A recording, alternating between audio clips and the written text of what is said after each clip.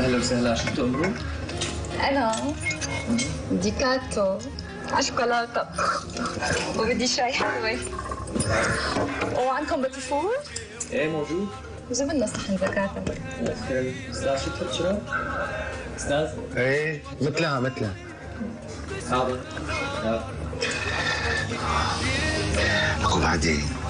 وبعدين والله رح اطلق روحي والله. سلامة روحك يا روح قلبي. لك دخيل قلبك انا.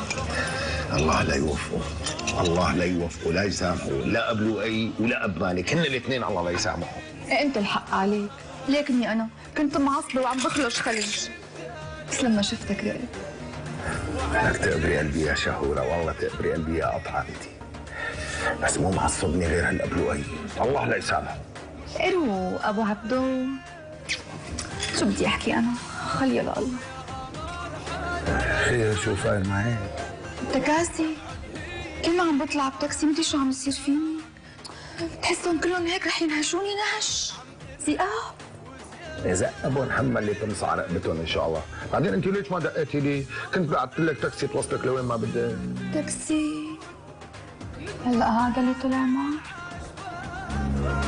إيه شو بدك أنت؟ قولي لي بس أمريني أنت.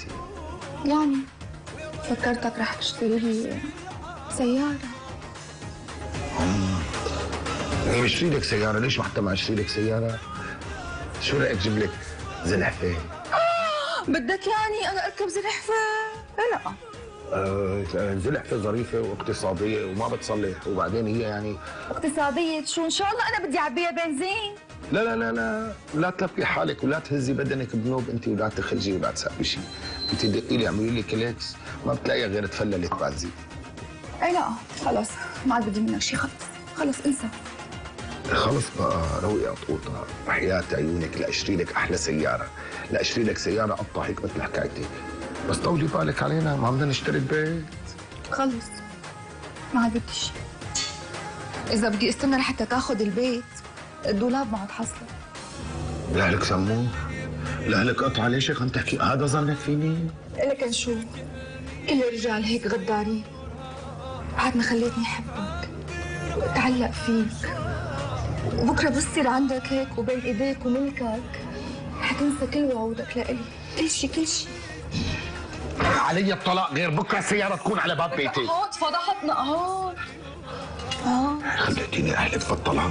ايه طلقنا انا زعلانه، لكن ان شاء الله ما بنحرم منك يا حق يا سيد رجال انت. ان شاء الله بتقبري قلبي. ايه لك شو صار بالبيتي فور؟